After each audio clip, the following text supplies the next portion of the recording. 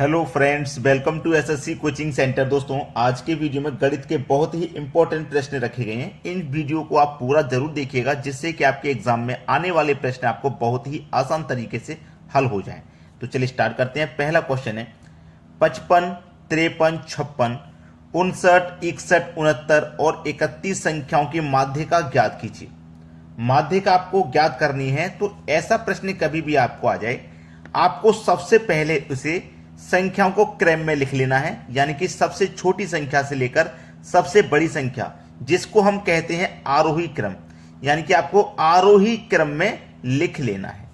आरोही क्रम का मतलब होता है बढ़ते हुए क्रम। सबसे पहले लिखेंगे सबसे छोटी संख्या, तो इन सभी संख्याओं में सबसे छोटी संख्या आपकी 31 है। 31 से बड़ी है 53, ठीक है, 53। 53 से बड़ी 55 और 55 से बड़ी 56।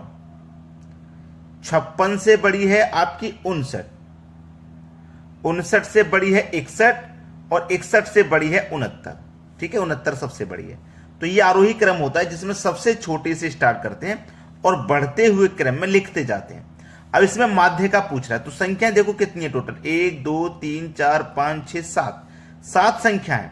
तो माध्यिका का मतलब है बीच वाली संख्या आपको फाइंड करनी है। माध्यिका मतलब मीन, बीच वाली संख्या आपको फाइंड करनी है।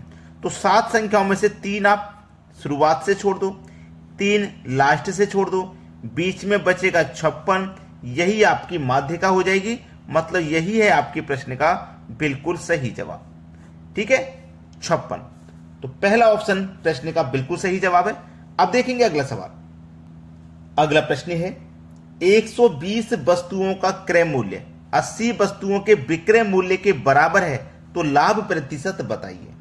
चलिए, 120 वस्तुओं का क्रय मूल्य, 120 वस्तुओं का क्रय मूल्य मतलब कॉस्ट प्राइस, ठीक है।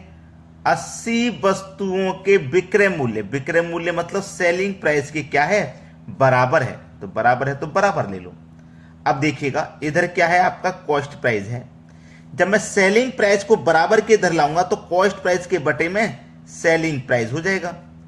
जब सेलिंग प्राइस इधर आ गया तो इधर बचा क्या है, 80 है ना, 80 बचा है। अब मैं इस 120 को इधर लेके जाऊंगा तो 80 के बटे में 120 आ जाएगा। अब देखिएगा कॉस्ट प्राइस आपका 80 रुपया है, सेलिंग प्राइस 120 रुपया है, यानी कि आप 80 रुपए की चीज को 120 में बेचोगे तो आपको फायदा होगा 40 रुपए का। फायदा हो चाहे नुकसान, हमेशा कॉस्ट प्राइस पर निकलता है। तो कॉस्ट प्राइस आपका 80 है, बटे में 80 रखो, और प्रतिशत के लिए क्या करना होता है, 100 से मल्टीप्लाई। किसी भी चीज को आप प्रतिशत में बदलना चाहते हैं तो 100 से मल्टीप्लाई आपको करना होगा। चलिए, 40 से 80 2 बार में कटेगा और 2 से 100 50 बार में कटेगा, मतलब जो लाभ का परसेंट है वो है 50%। ये हो जाएगा प्रश्न का बिल्कुल सही जवाब, सी ऑप्शन। क्लियर है ना सभी को। चलिए अब देखते हैं अगला प्रश्न। अगला सवाल है, दो संख्याओं का एलसीएम 210 तथा एचसीएफ 35 है। यदि एक संख्या 105 हो तो दूसरी संख्या ज्ञात कीजिए।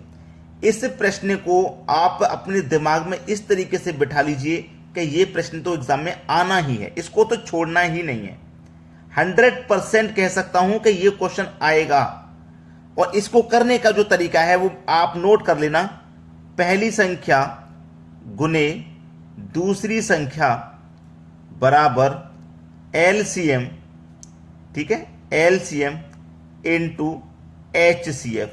ये नोट कर लो आप, ठीक है, इसको आप नोट कर लो, एक फॉर्मूले के तौर पर आप इसे नोट कर लीजिए, क्योंकि इसी से ये प्रश्न हल होता है और आपका आंसर सबसे कम समय में आता है। चलिए, यदि एक संख्या 105 है, एक संख्या का मतलब है पहली संख्या, यानी कि पहली संख्या 105 है, तो मैं पहली संख्या लिख लेता हूं, गुने दूसरी संख्या ज्ञात करनी है। दूसरी संख्या नहीं पता क्या है, दूसरी संख्या हमको फाइंड करनी है। एलसीएम दिया हुआ है 210, तो मैं एलसीएम 210 ले लूंगा। एचसीएफ दिया गया 35, तो मैं एचसीएफ 35 ले लूंगा, ठीक है। चलिए, अब इसमें देखिए बराबर में कट जाएगा, तो 35 से 105 पूरा पूरा 3 बार में कट जाएगा, ठीक है। अब 3 से 210, 3 सत्ते 21 और 1 0, 3 से 210 70 बार में कट गया। इधर क्या बचा, दूसरी संख्या, और इधर क्या बचा 70। तो दूसरी संख्या आपकी क्या निकल के आई है? 70 निकल के आई है। ये हो जाएगा प्रश्न का बिल्कुल सही आंसर। ठीक है, आज के बाद कोई बच्चा ऐसा नहीं होना चाहिए जिसको ये प्रश्न नहीं आता हो। सबसे सरल तरीका बता रहा हूं, 70 यानी कि बी ऑप्शन है प्रश्न का सही जवाब। अब देखते हैं अगला सवाल। अगला सवाल है, यदि तीन संख्याएं 1, 3, 5 के अनुपात में हैं तथा उनका योग 10,800 है तो सबसे बड़ी संख्या ज्ञात कीजिए। तीन संख्याएं, पहली संख्या, दूसरी संख्या और ये तीसरी संख्या, तीनों संख्याओं का अनुपात है 1, 3 और 5। ये है आपका तीनों संख्याओं का अनुपात और उनका योग आपको दे रखा है 10,800। 10,800 आपके पास योग है। क्या है? योग। याद रखना हमेशा, जब आपको योग दिया जाए तो आपको अनुपातों का योग करना है। एलसीएम दिया जाए तो अनुपातों का एलसीएम लेना है। एचसीएफ दिया जाए तो अनुपातों का एचसीएफ लेना, याद रखना है ना। योग दिया है तो अनुपातों का योग करेंगे। तो 5 और 3 8 और 1 9। तो इस योग में अनुपात के योग से डिवाइड कर दीजिए। ठीक है, कटाएंगे। 9 1 कम 9 कटेगा, 1 बचेगा 18, 9 दूनी का 18 और 2 0 यानी कि 1200 बार में ये कट गया। पूछा है सबसे बड़ी संख्या ज्ञात कीजिए। तो जो अनुपात में सबसे बड़ा होगा वही संख्या बड़ी होगी। तो अनुपात में सबसे बड़ा 5 है, यानी कि तीसरी संख्या सबसे बड़ी होगी। तो 1200 का मल्टीप्लाई 5 से कर दो। 12 पंजे 60 और 2 0 यानी कि 6000। सबसे बड़ी संख्या 6000 होगी, तीसरी संख्या होगी जो कि 6000 है। सी ऑप्शन हो जाएगा प्रश्न का बिल्कुल सही आंसर। अगर आपको सबसे छोटी पूछ लेता तो अनुपात में सबसे छोटा 1 है, तो 12 का मल्टीप्लाई 1 से कर देते तो 1200। तो सबसे छोटी संख्या 1200 है। दूसरी संख्या कह देता 1200 का मल्टीप्लाई दूसरी संख्या के अनुपात से कर देंगे। ठीक है ना। चलिए अब देखते हैं अगला सवाल। अगला प्रश्न है, एक ट्रेन 10 सेकंड में एक स्थिर वस्तु को पार करती है। यदि ट्रेन की चाल 25 मीटर प्रति सेकंड है तो ट्रेन की लंबाई क्या है? बहुत अच्छा सवाल। लंबाई पूछ रहा है, यानी कि दूरी पूछ रहा है ना। दूरी पूछ रहा है। दूरी बराबर क्या होता है? चाल गुने समय। इसमें सबसे अच्छी बात यह है कि हमें चेंज नहीं करना। कभी कभी क्या होता है कि चाल हमारी किलोमीटर में दे देगा, आंसर मीटर में पूछेगा। तो जब अलग अलग यूनिट होती हैं तो आपको चेंज करना होता है, लेकिन यहां पे यूनिट सेम है। समय भी सेकंड में है, चाल भी मीटर पर सेकंड में है, दूरी पूछ रहा है वो भी मीटर में पूछ रहा है। अगर किलोमीटर में पूछता ना दूरी यहां पे तो भी चेंज करना पड़ता, लेकिन मीटर में सेकंड में समय हो, मीटर प्रति सेकंड में चाल हो, मीटर में पूछ रहा तो चेंज नहीं करना। दूरी यहां पे हमको निकालनी है, दूरी हमको यहां पे निकालनी है। चाल हमारे पास है 25 की, 25 ले लेंगे। समय हमारे पास है 10 सेकंड का, तो 10 ले लेंगे। दूरी निकल के आ जाएगी। ठीक है, 25 का मल्टीप्लाई कर दो 10 से तो ये 250 हो जाएगा, यानी कि जो दूरी होगी वो 250 मीटर की होगी। यही आपका आंसर है, 250 मीटर। बी ऑप्शन बिल्कुल सही जवाब है।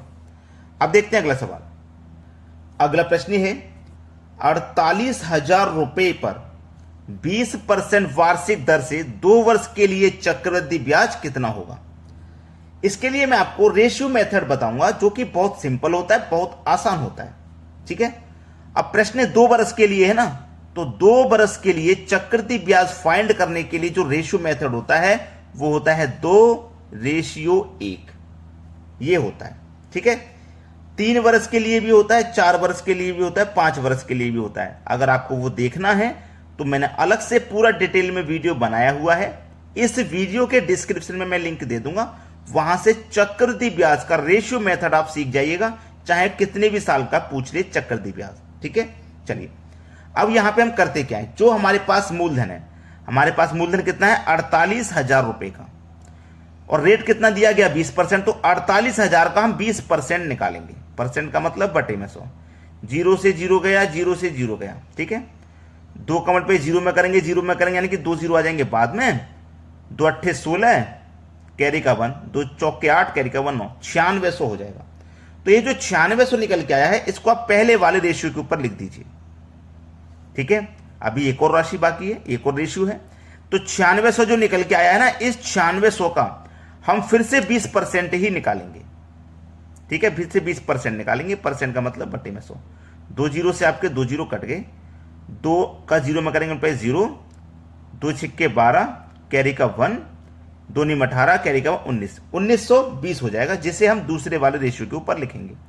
अब नहीं निकालना, जब तक निकालते हैं जब तक रेशियो है, रेशियो के ऊपर लिखने के लिए, ठीक है। अब 9600 का मल्टीप्लाई 2 से कर दो, ठीक है। तो 2 0 आगे बाद में, 2 छिक्के 12, कैरी का 1, 2 नीम 18, कैरी का 19, ठीक है। 19,200 हो गया।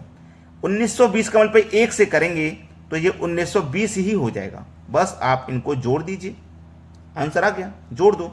यानी कि 19,200 और 1920 दोनों को हमें जोड़ना है। 0 2 11, कैरी का 1 10, और 11 और 1 2।